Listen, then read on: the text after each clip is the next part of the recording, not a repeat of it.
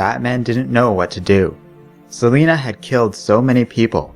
Bringing her in would mean certain death for the woman. But what else was he supposed to do? What else could he do? In the present, Batman, Selina, and the ventriloquist move through Bane's facility. Reaching a certain point, they need to split up from here. Batman sends Catwoman and the ventriloquist after their target, Psycho Pirate, while Batman moves to meet with the other members of his Suicide Squad. Outside, Julie, Punchy, and the Bronze Tiger wait until they are let in. Bane will see them now. Meanwhile, Catwoman takes Wesker through a series of tunnels and sewers. She asks if he does everything he is told, and he replies yes he does. Scarface was the source of all his horrible deeds. Selina is amused at this, but also a little jealous. Wesker's monster comes and goes. Without that puppet, he gets a break from it all. But Catwoman's monster? It has its claws deep inside of her, and it will never let go. They reach their target, but Selina isn't done here. They're going to strap her to a table and put a needle in her when they get back. Batman thinks this mission will somehow change things, but after all that she's done, there's no saving her.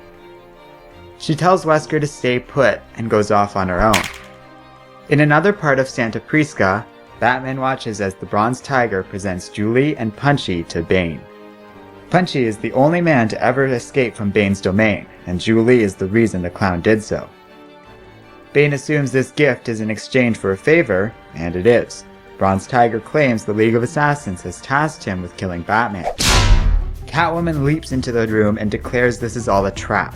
She tells Bane that Batman escaped from his cell and is waiting in the ceiling to strike, and with the help of the Suicide Squad, they plan to break Bane's back.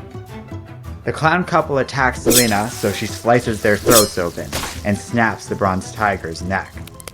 She has a deal for Bane. Give her safe passage out of here, with some money and the means to disappear, and she will tell him how to finally, once and for all, break Batman.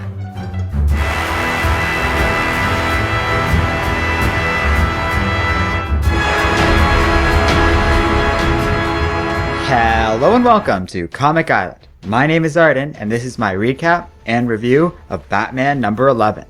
Well, this was excellent. A really fun read overall that impressed me from start to finish. These Batman comics have been going strong, and this issue didn't disappoint on that level. I loved how brutal it was.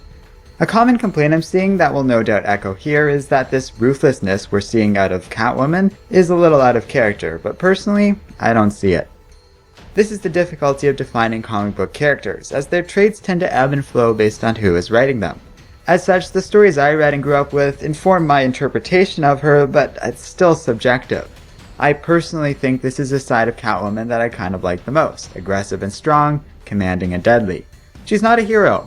Granted, her ways, relatively neutral morality, and relationship with Batman tend to sometimes put these two on the same side, but she's a thief, and she can be aggressive, especially in defense of those she considers under her protection.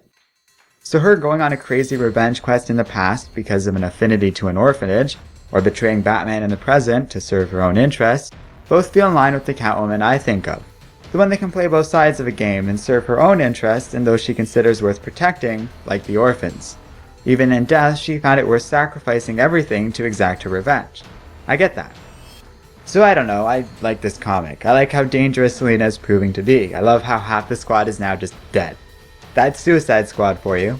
And the art really sells this whole thing. The facial expressions of Bane and Selina, the colors and design of the action.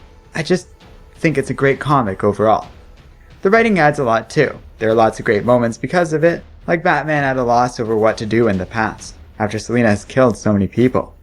He knows turning her in will end whatever is left of their relationship and will most certainly mean her death, but he does it anyways. He's sworn a moral oath to uphold certain principles and will not waver from that, and that's what makes him Batman, but also very different from Selina. She will function in pretty much the opposite way. No principle is above breaking if it serves her purpose. And there is reasoning behind that and the way she is. Tragic reasoning, to be sure, but that's the same with Batman. This is who they are. This is who they've become. And this comic makes that very clear. Yes, I recommend Batman number 11. It's awesome like so much of Rebirth these days, and you should totally check it out for yourself. Let me know what you think in the comments section below. Also, be sure to check out our Patreon page for cool rewards and perks you can get while helping support our channel. Thanks for watching, and as always, don't forget to like, subscribe, and keep reading comics.